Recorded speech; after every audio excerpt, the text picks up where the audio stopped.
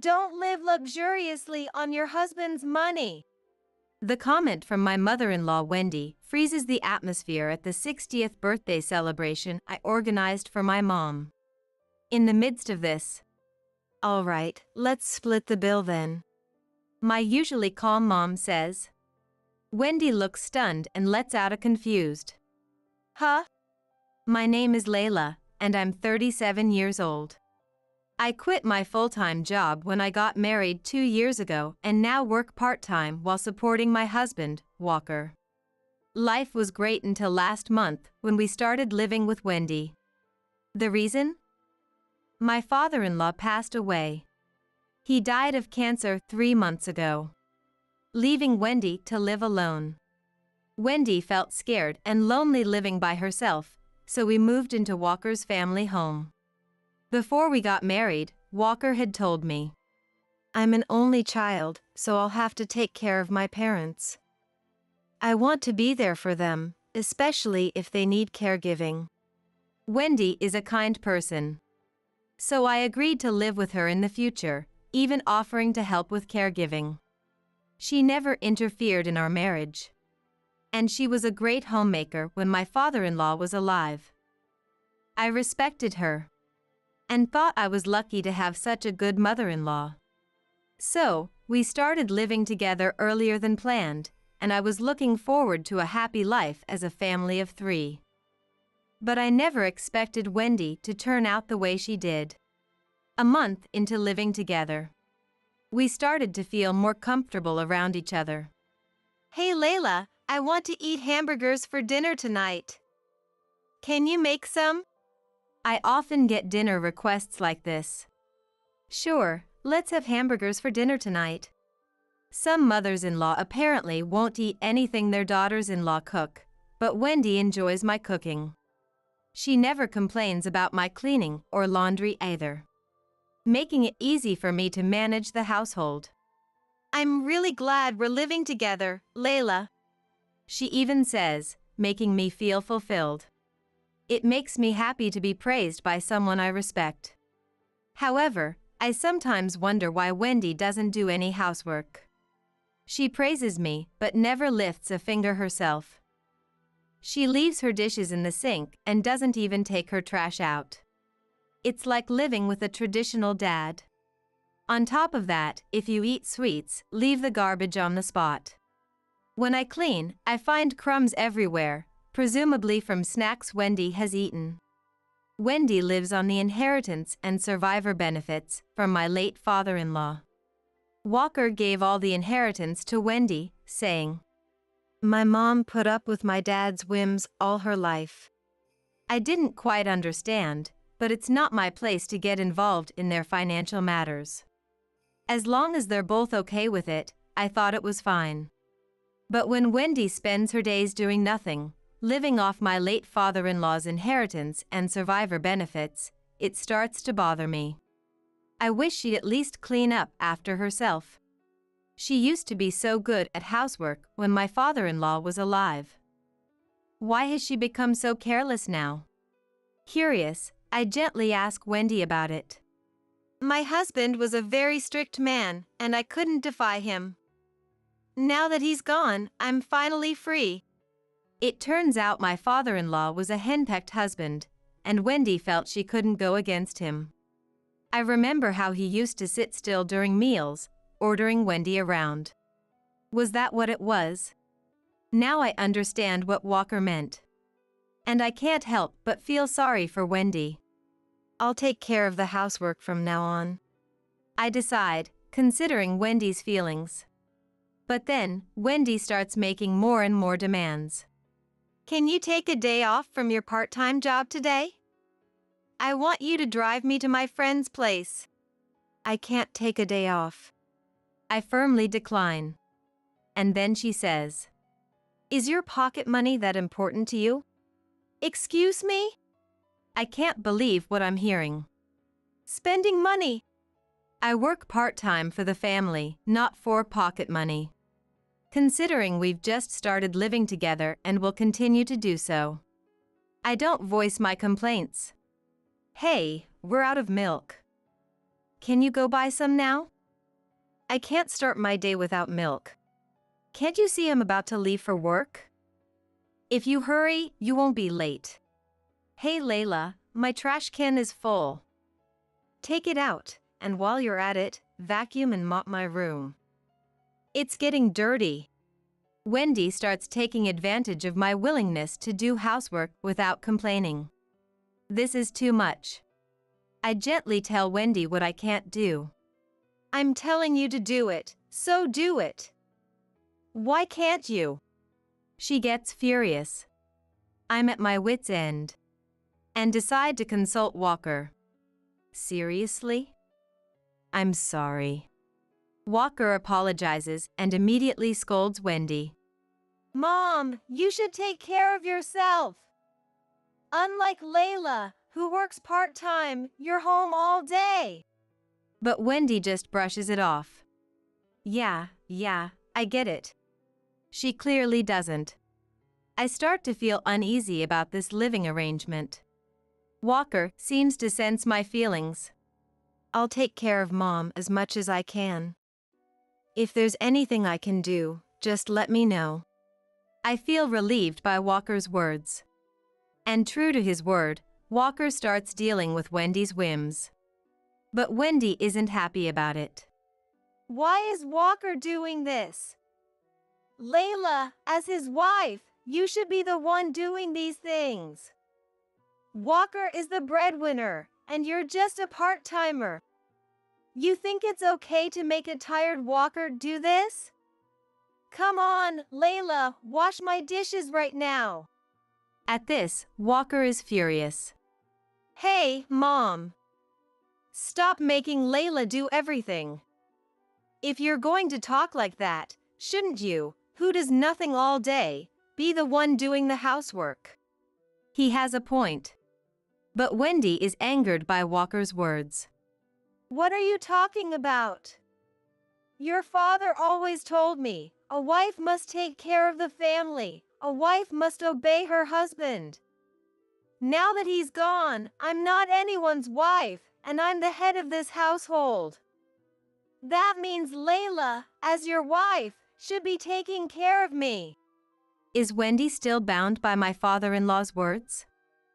I can't hold back and argue with her. Wendy, times have changed. These days, no one thinks that way about wives and husbands. You need to change your mindset. Walker nods in agreement. But Wendy's face turns red with anger. What are you saying? Are you calling me outdated? How dare you, as a wife, say such terrible things to me? I'm shocked. Then Wendy continues to vent her anger at me. The only reason I taught you how to do housework was so you could do it all when we lived together. I agreed to live with you because I wanted an easier life after all the hardships I've endured. Even Walker is surprised by her revelation. Look, I get that you've had it tough, Mom, but it's not okay to treat Layla like a slave. And it's not okay to move in with us for such a selfish reason. Exactly. Wendy has no comeback. Enough! I'm disappointed that you're siding with her over your own mother. She storms off to her room and slams the door. Walker and I sigh. Layla, I'm really sorry. You don't want to live like this, do you? I nod slightly. Then comes a surprising suggestion. Should we stop living together? What? I never thought he'd suggest that. I didn't expect Mom to become so selfish after Dad passed away. But we can't keep living like this. Let's move. I'm happy to hear this. But moving now is a concern. In fact, my mom's 60th birthday celebration is just around the corner, and I'm the one organizing it. I've just bought an expensive gift for her, wanting to give something special back to the woman who raised me. Moving would be another big expense. When I mention this, Walker also looks troubled. Plus, we've just moved here, and Walker's savings have taken a hit. Moving now would be difficult. But we can't put up with Wendy anymore. We ponder what to do but can't find an answer. In the end, we put the moving idea on hold. And so, we continue to endure Wendy's whims and clashes. The stress is piling up, and we're both exhausted. In the midst of this, my mom's 60th birthday celebration is approaching. It's next month, huh? As Walker and I discuss the celebration, Wendy joins the conversation. What's happening next month? We proceed to explain. So, please have dinner alone that day. I'll prepare the meal for you. When I said that, Wendy, as usual, made a selfish demand. I'm coming too! You're coming too? I couldn't understand why Wendy, who had only met my mom a few times, would say that. Walker seemed to feel the same and asked her, a bit annoyed. Hey, why would you come, Mom? It's for Layla's mom's 60th birthday celebration. Then came an incomprehensible reply. Well, I never got a 60th birthday celebration from Layla. So, you should celebrate me too. What? Neither of us could make sense of it.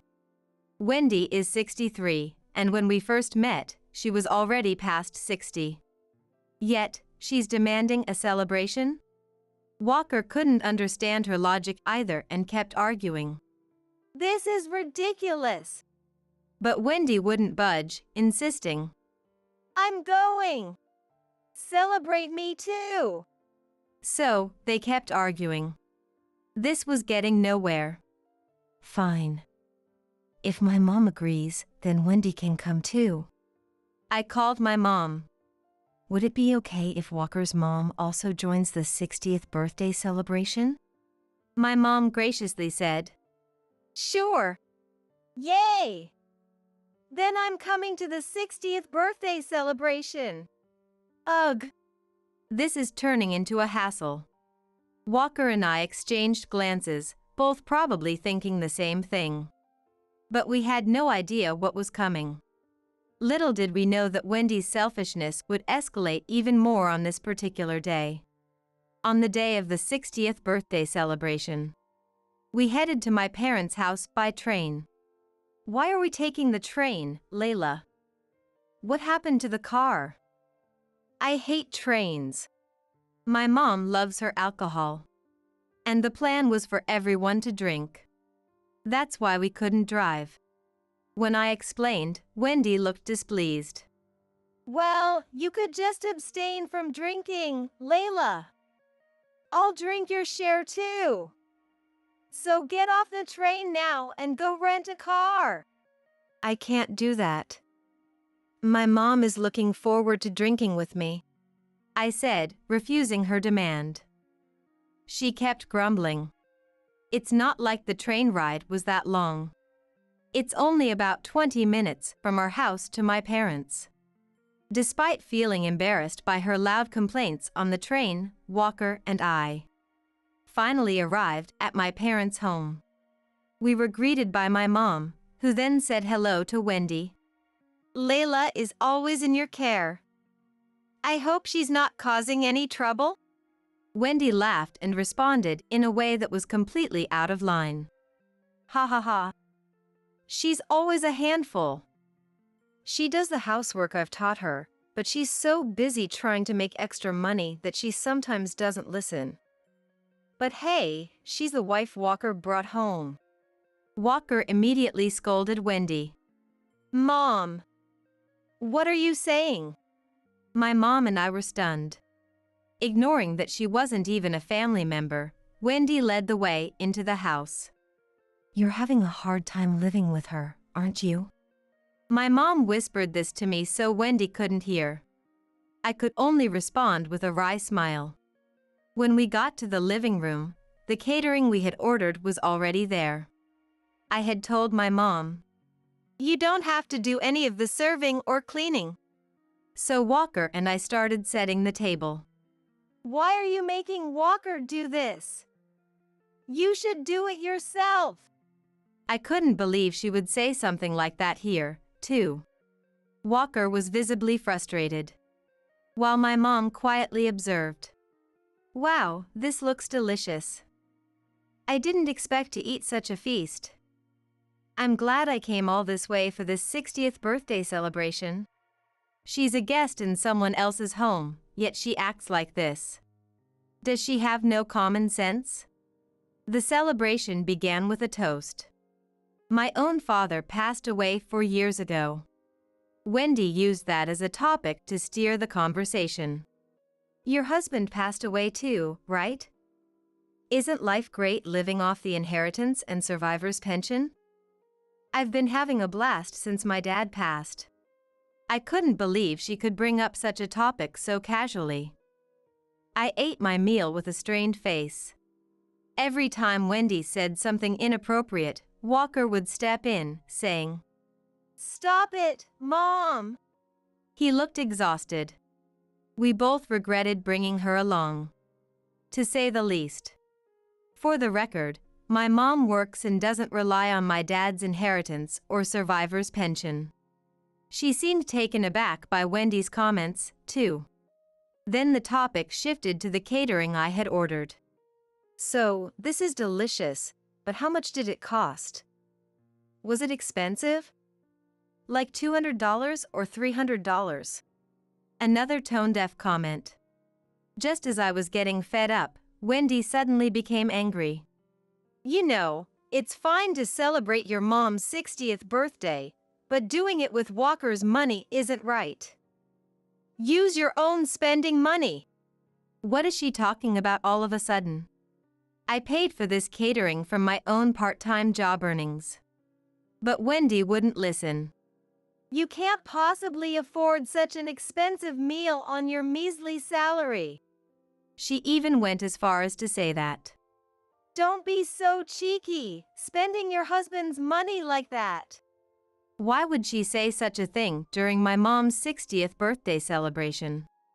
I deeply regret bringing Wendy along. I can't forgive her for creating this atmosphere. I was about to lose my patience and tell Wendy off when, at that moment. All right, let's go Dutch then. We'll split it 4 ways. How does that sound? It was my mom who spoke. What? Everyone was shocked. My mom, who had stayed silent every time Wendy made an outrageous comment, was now suggesting this. Wait, what are you saying? Going Dutch on a 60th birthday celebration? That's absurd. Wendy was rattled by my mom's words. In response, my mom spoke confidently. Layla has explained multiple times that she paid for this with her own money, right? But Wendy, you wouldn't accept that, insisting it must be Walker's money. So, I thought going Dutch would settle this. Wendy was speechless. My mom continued. Oh, and Wendy, please pay with your own money, not the money left by your late husband. At this, Wendy became furious. What? Why do I have to be told that by you? Facing Wendy's red-faced, loud outburst, my mom responded calmly. Well, you did say, don't indulge in luxuries with your husband's money, didn't you? So, it would be wrong to use your late husband's inheritance, right? Fair point. Wendy had nothing to say. But she was so furious that she started to say something ridiculous. Well, it's fine for me. But not for Layla. Because Layla is using my precious Walker's hard-earned money. If a wife spends it carelessly, of course a parent would get angry. She's talking nonsense. Walker and I exchanged incredulous glances. I get it, I really do. I'm angry too. I'm frustrated that my dear daughter is being unfairly scolded by Wendy. At this, Wendy seemed at a loss for words, struggling to come up with a retort. Well, you see. Stuttering and flustered, Wendy was silenced by my mom's next words. Initially, I was going to let it slide, watching you berate Layla. I didn't want to cause any issues in your future living arrangements. But enough is enough. You're the one living lavishly on your husband's money, and you dare tell my daughter not to do the same? Are you kidding me? How can you demean and belittle my daughter in front of me? What would you think if I did the same to Walker right now? Wendy was completely silenced. I never knew my mom could get this angry. Neither Walker nor I could hide our surprise. Wendy, now quiet, seemed regretful and teary-eyed. She grabbed Walker's hand and stood up. Walker, let's go! I can't stay here any longer. For some reason, she tried to leave with Walker. Walker, of course, didn't go with her. He shook off her hand and snapped. How selfish can you be, Mom? Enough is enough. Wendy started to cry. What now? Even you, Walker? Everyone's treating me like the villain. I was thinking of you when... Before she could finish, Walker shouted. Cut the crap. What's for my sake? Apologize to Layla right now for ruining this 60th birthday celebration. Wendy was visibly shaken by Walker's fury. He seemed so forceful that it looked like he might hit her. Perhaps because of that, Wendy complied meekly. I'm really sorry. I truly apologize. Wendy offered a heartfelt apology to me and my mom. After all the times she had bossed me around, she was finally apologizing sincerely, so I thought about forgiving her. Yeah, right. I'm sorry, but I can't put up with Wendy's selfishness anymore. Ruining my mom's 60th birthday celebration made me realize that I can't live with this person any longer. Please, let's end this living arrangement. With the atmosphere already tense from my mom and Walker confronting Wendy, I unleashed my pent-up anger. That said, I never thought I'd be able to say all this to Wendy. Wendy was shocked when I suggested we should stop living together. She clung to me with a loud voice. Please don't say we should part ways. I'm truly sorry. I messed up today, but from now on, I'll take care of myself. It's too late for that now. So, as you've said, take care of yourself. In your own home. Also, remember you mentioned not living large on my husband's money? Starting today, you'll need to find a part-time job and earn your own keep. My point was, own up to what you say. Wendy was taken aback. No, that was a mistake. I take it back. I didn't mean that part about not using my husband's money. Walker chimed in, a touch of irony in his voice.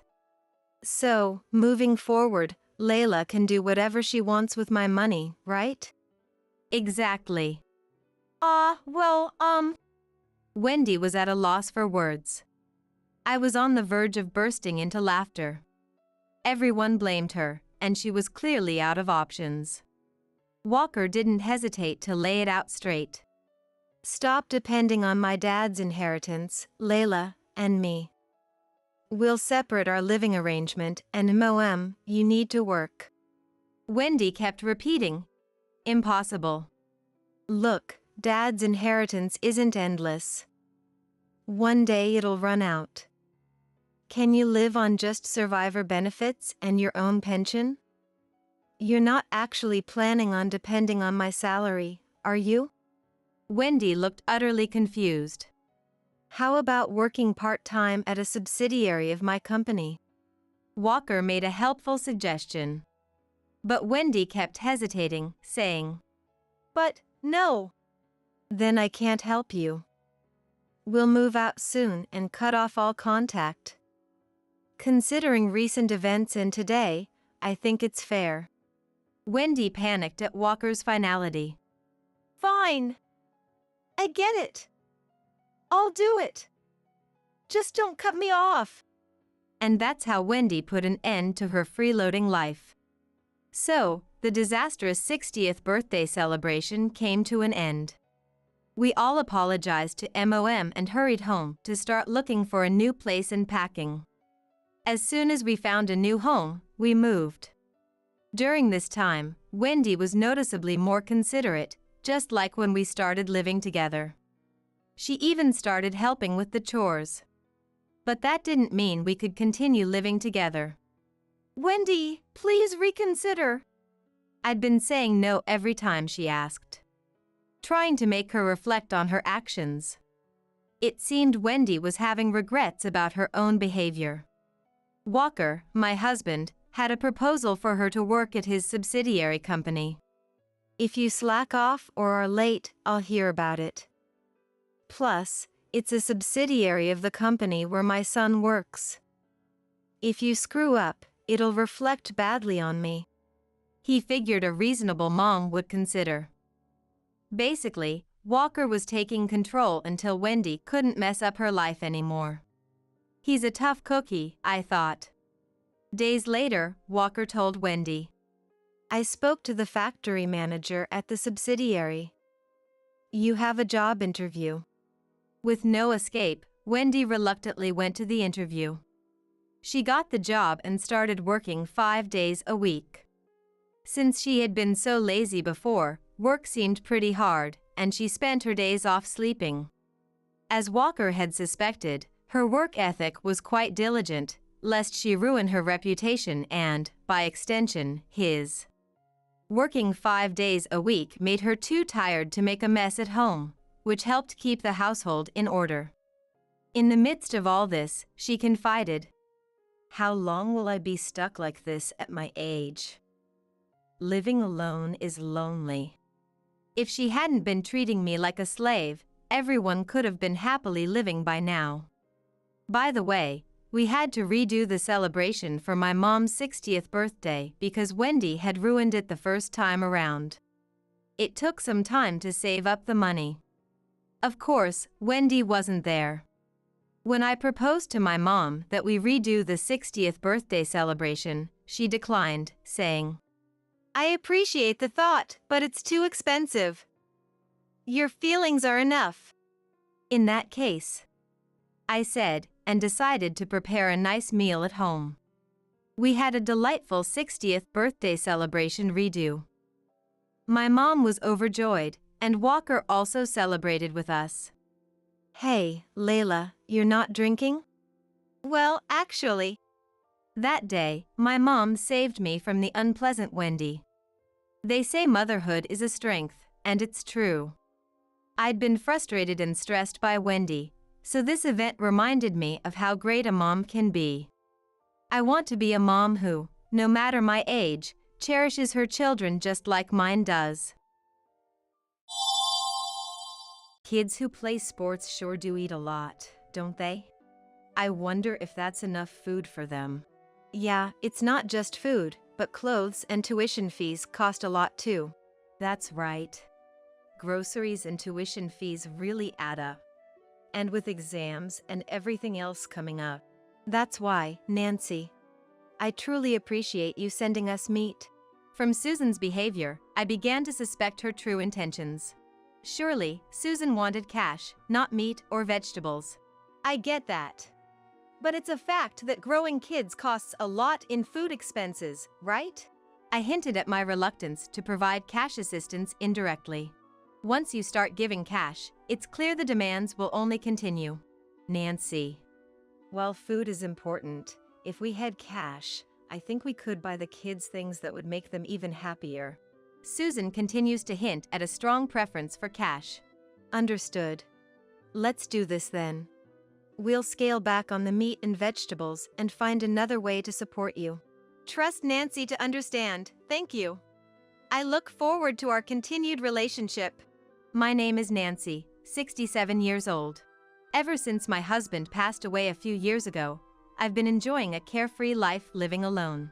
One thing I've consistently done every month is to send 20 pounds of local meat and seasonally harvested vegetables from my garden to Robert and his wife, who live in Boston. At the beginning of each month, I always call a courier to request delivery of the parcels. When the delivery truck stops in front of my house, and the familiar driver greets me cheerfully, I open the door to welcome him in. Thanks for your hard work in this heat. Please have some coffee before you go. As I offer a chilled coffee from the fridge, the driver smiles genuinely and says, "Thank you as always." Your grandchildren must be delighted. The eldest is playing basketball in elementary school. The middle one is good at studying, and the youngest likes baseball. I can't help but smile as I remember my growing grandchildren's happy faces. Though I haven't seen them in a while, just imagining them enjoying the meat and vegetables I send fills me with joy and makes me feel a bit younger. I feel like Robert could at least show me their faces once in a while, but with his managerial position at a large company, it's probably hard for him to find the time to come visit. The package should be delivered by noon tomorrow at the latest. The kids have probably grown so much since I last saw them. Oh, sorry. Please take care of the package. Without showing any concern for my melting smile, the driver left with a refreshing smile. The next evening, just as I returned from shopping, Susan called. Nancy? The package arrived a bit ago. Thank you as always. That's okay. I enjoy doing it. How are the kids? Is everyone healthy? I heard there's been a lot of sickness going around, so make sure you all take care. Since I don't see them often, I end up bombarding her with questions. I always talk too much and then remember to consider the listener's feelings. Oh, sorry. I was about to go on too long again. No, it's okay. On the other end of the phone, Susan answered in a flat voice. Susan hasn't been one to engage much in conversation since she first came to introduce herself before marrying Robert. It's not that she's gloomy, if anything, she prefers rather flashy clothes. But something's been bothering me. Every month after the package arrives, Susan always calls to thank me, but her voice seems to grow more subdued with each call. Maybe I'm overthinking it, but although she says thank you, it doesn't seem heartfelt, like there's no energy in her voice. Susan. We haven't seen each other in a while, but are you okay? You sound down, and I'm concerned. When I asked out of concern, Susan's voice tensed slightly as she said, That's not the case. We're doing just fine. Hearing that, I felt somewhat relieved. But it seemed like her will to continue the conversation was weak, and the next words didn't come easily. How are the kids doing? The oldest is playing basketball, right? Yes, he is. What about it? Susan's response, with a slightly cold tone, made me feel a bit sad. Still, it's probably not my place to worry. I don't send the meat and vegetables each month to be thanked. If it's just for my satisfaction, so be it. I'm just happy imagining the grandchildren enjoying them. Still, it would be nice if she could put a bit more joy into her voice. Doing sports means the kids eat a lot every day, doesn't it? I wonder if what they get is enough. Yeah, it's not just about food, but clothes and tuition fees also require a lot of money. I tried to lighten the mood with a joke, but Susan didn't laugh and responded seriously.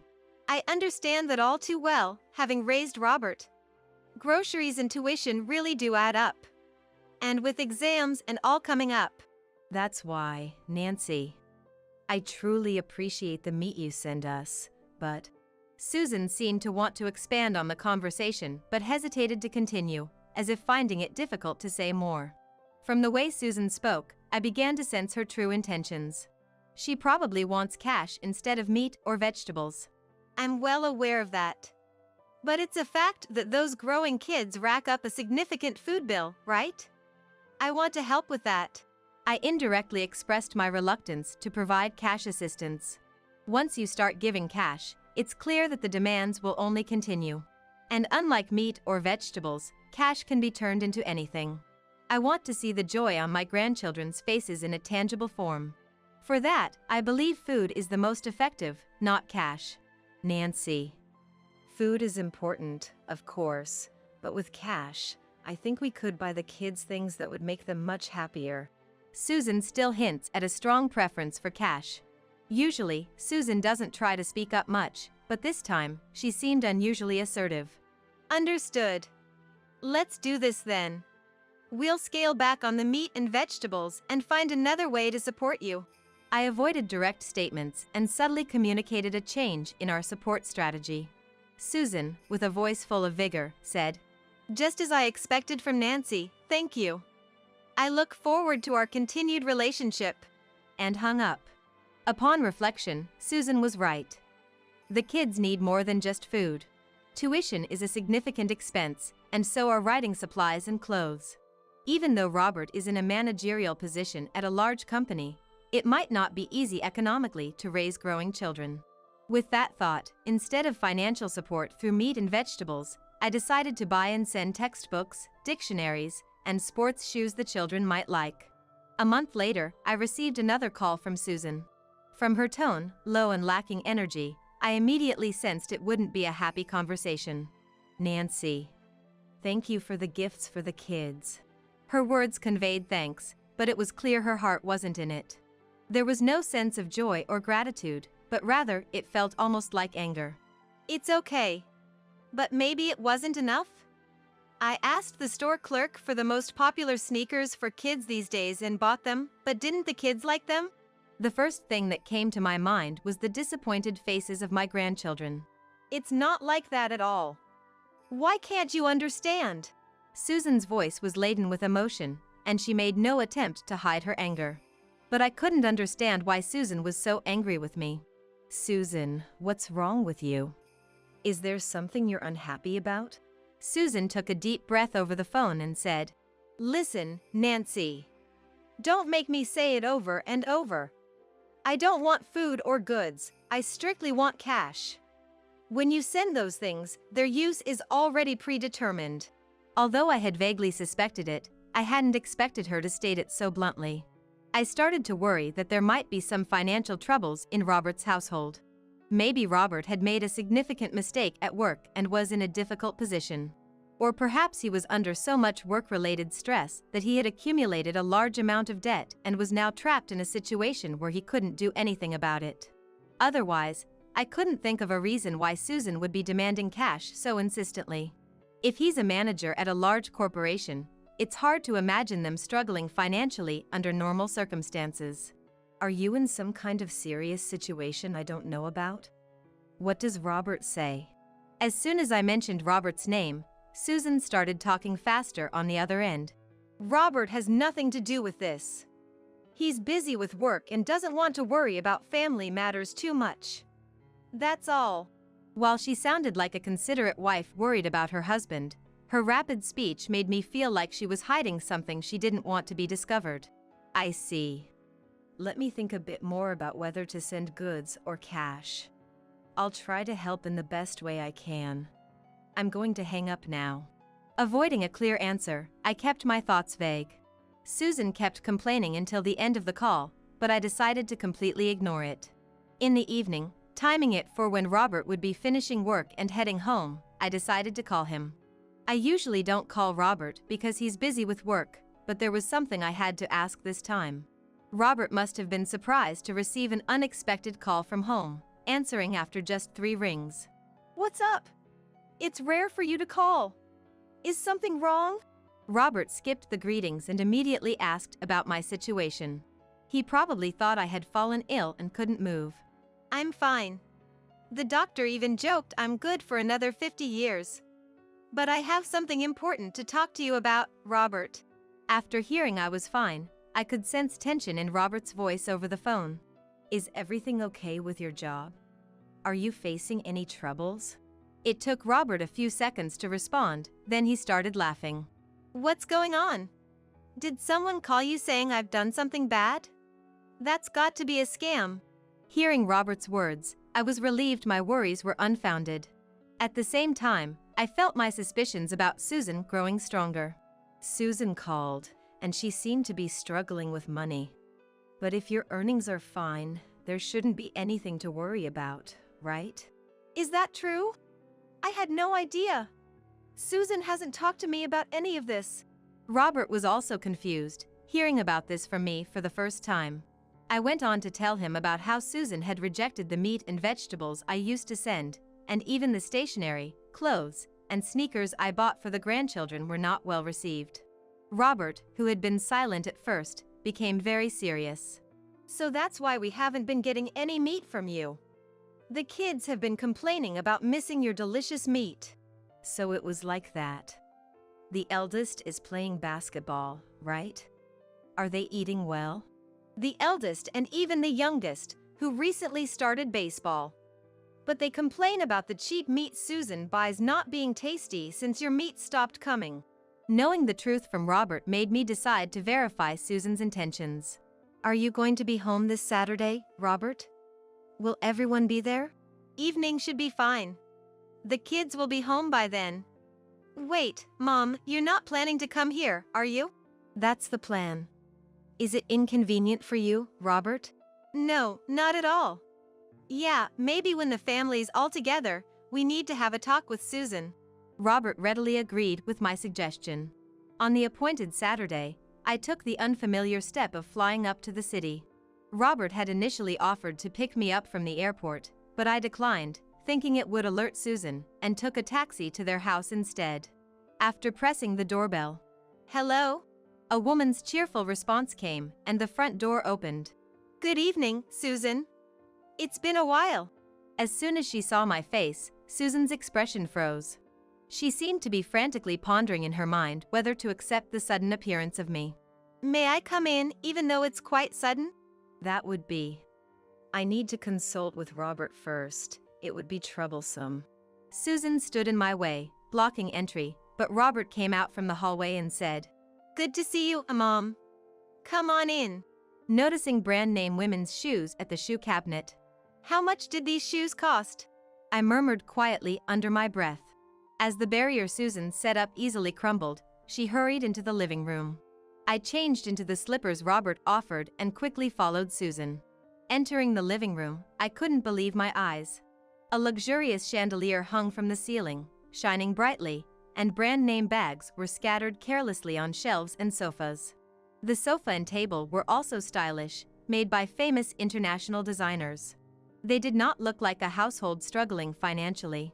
Susan, having had everything seen, was now frantically trying to hide the branded items around the house. Robert's earnings should be sufficient for such luxuries. So why did Susan want cash? I tilted my head in an exaggerated manner, and Robert joined in. Seems like Susan's unhappy with what I make. He glared at Susan. Susan, clearly shaken and finding no way out, finally snapped. That's right, it's not enough. Is that so bad? It costs that much to be a mother. She raised her voice defiantly. You wouldn't be short if you didn't insist on buying brand name stuff. We'd have more than enough if we lived normally. Robert retorted angrily. In response, Susan, without any sign of remorse, glared back at Robert. Robert might not understand this, but in the world of mom friends, keeping up appearances is essential. If you don't show you're at least a bit well off, you'll be ridiculed by everyone. To avoid that, you can't skimp on spending money on brand names. If something is popular, you have to buy it right away, and for dinner parties, you have to choose slightly more upscale restaurants or you'll be laughed at behind your back by your mom friends. Even now, it's nowhere near enough. I should be going to beauty salons to take care of my skin, and clothes from last year are already out of fashion. I need new ones soon. But then there's Robert talking about saving for the future and for the kids, making it impossible for me to have any freedom with the money. So you plan to deceive Mom to get money? Deceiving? That makes it sound like I committed fraud. No, I just wanted Nancy's help. What's wrong with that? Susan had completely become defiant. It's clear now that you only thinks about yourself. What a lonely person. I spat out, and Susan glared at me with a look full of anger. Huh? I'm explaining how tough the world is, and you still don't get it? Are you keeping up with the times? Or is your mind starting to go? Are you okay, Nancy? Susan freely insulted me, then sighed deeply. If anything, I'm the victim here. Selling all that heavy meat you kept sending, considering the shipping costs and conversion, it's been incredibly difficult. And with such small earnings already. Susan was reselling the meat Mom sent? What kind of person does that? Robert held his head in dismay while Susan awkwardly admitted, I only sold a little. Most of it went to feeding the kids. And no one wants to buy stationery or textbooks. It's tough. Well, the sneakers were popular. I could have sold them, but the kids wouldn't let go. Of course. You were even willing to sell the things our children cherish. Then, the 3 grandchildren who had been playing in another room came out, having heard their parents arguing. That's right. Mom was terrible. She tried to sell the shoes Grandma bought us while we were at school. Yeah. It's only because I took them to school to show my friends that they weren't sold. The grandchildren clung to me, their innocent eyes shining as they made their plea. Robert and I were completely dismayed by Susan's actions. All this time, Mom has been helping with the kids' tuition. I said my salary was enough to get by, but she insisted on saving it for the kids' future. Susan has taken Mom's kindness for granted. I won't forgive you if you don't apologize to Mom. This was the first time I witnessed Robert expressing such raw anger. The fact he was doing it not for himself, but for me, warmed my heart. Ugh, I've had enough. Why should I have to apologize? Not being ridiculed by Mom friends is for the kids' benefit too. Why can't anyone understand that? Screaming, Susan started throwing any brand name bags scattered around at me and Robert. Robert protected me and the children, leading us out of the living room. It's come to this. There's only one set of people we can rely on now. Let's call them. Robert took out his mobile phone and made a call. It was clear from the conversation that he was calling Susan's parents. Yes, it would be a great help if you could come right now. We'll be waiting. I hadn't seen Susan's parents since the birth of their 3rd grandchild and never imagined a reunion under these circumstances. In less than 30 minutes, Susan's parents arrived, rushing over in a taxi. As Robert opened the door to greet them, they headed straight for the living room with heavy steps. Susan, with her face flushed red, was throwing anything she could grab and resting when tired before starting again. She seemed to have lost control, acting in despair. What on earth is Susan doing as an adult? Susan stopped her tantrum only when she heard her dad, Brian, yelling. After Robert and I explained the situation to Susan's parents, they seemed shocked at first but understood everything after seeing the state Susan was in and the brand name bags. Robert, Nancy, I'm so sorry for all the trouble our selfish Susan has caused. Susan's mom, Emily, deeply apologized, while Susan, tears in her eyes, bit her lip in frustration, feeling misunderstood by everyone. Why is everyone trying to stop me? I just wanted to buy what I wanted, just wanted to show off to my mom friends. Earn your own money before you say such things. I won't allow you to trouble Robert and Nancy any further. Brian scolded Susan, and Emily followed. The responsibility for Susan's selfishness lies with us, her parents. We'll correct her vanity and wasteful habits. And she made a firm promise. Brian grabbed Susan by the scruff of her neck. We're taking you home to correct your twisted values. If that doesn't work, you can't complain if you end up divorced. Brian said this looking at Robert, who simply nodded in agreement. It seemed Robert's feelings for Susan had completely cooled, to the point where the idea of divorce did not provoke any resistance. Susan kept hurling insults at me and Robert until her parents took her away. Then, from somewhere, the sound of rumbling stomachs was heard. Turning around, the grandchildren were rubbing their bellies. Grandma, I'm hungry.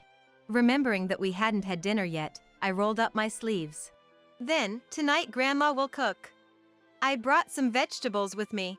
Opening the fridge, it was apparent Susan had been neglecting meals, with hardly any food inside.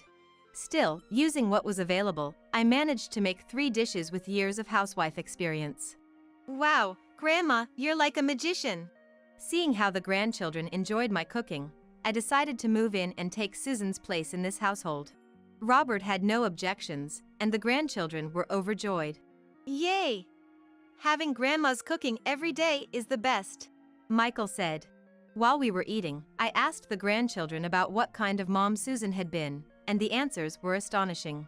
Susan had been skimping on expenses for the grandchildren to save more money for herself. I wanted a new notebook, but Mom wouldn't buy it for me. I started playing baseball, but she wouldn't buy me a glove. The grandchildren had a lot of grievances against their self-serving mom. Robert stopped eating, put down his chopsticks, and apologized to his children. "I'm sorry. If I had realized, I wouldn't have allowed Mom's selfishness. I made you suffer." Dad, you don't have to apologize. It's all Mom's fault. The grandchildren's kindness towards their dad moved me, and I couldn't help but tear up. Grandma, are you crying? "Not at all. Just something in my eye," I said, trying to brush it off. Later, under her parents' watch, Susan attempted one last act of defiance. "Tell Grandma and Dad to forgive me. If you don't help Mom, I'll make sure you're ambushed at school and suffer." She sent threatening emails to her children. Learning this, Robert was understandably furious. After discussing with his children, he decided, "I have decided to divorce Mom." What will you do? "We'll stay with Dad. We can't live with Mom like this." Besides, Grandma buys us everything we need and makes us lots of delicious food, so we don't need Mom. Thus, Robert and Susan officially divorced. Susan became widely known among her mom friends as the wife who was abandoned by her children and husband for her wastefulness. However, Susan's parents always cooperated with us gladly, and the grandchildren continued to open their hearts to them. They sometimes secretly visited to buy the grandchildren their favorite books without telling Susan. Meanwhile, Susan, now unable to show her face in public, covered her face with sunglasses and a mask, spending her days lurking around the elementary school her children attended. I'm their mom. What's the problem with waiting in front of the school? Susan retorted defiantly to the suspicious school staff, but upon learning this, Robert became furious again. How shameless can Susan be? Try pulling a stunt like stalking again. I'll report it to the police immediately. I've already informed the school to do the same. He was uncompromising. Don't do that. If I can't see the kids, how am I supposed to live from now on? Susan wailed, but it was her own fault for ending up in this situation. Fed up with Susan's persistent calls, Robert eventually blocked her number. I've been chosen as the captain for the next basketball tournament. Congratulations, that's wonderful. Then, Grandma must make a special lunchbox and go watch your game. I scored 100 on my next test. It's all thanks to the easy-to-understand textbook you bought me. Well, then, I must prepare a feast tonight. The grandchildren smiled broadly. Grandma, we love you. They hugged my waist. I hugged my 3 precious treasures tightly.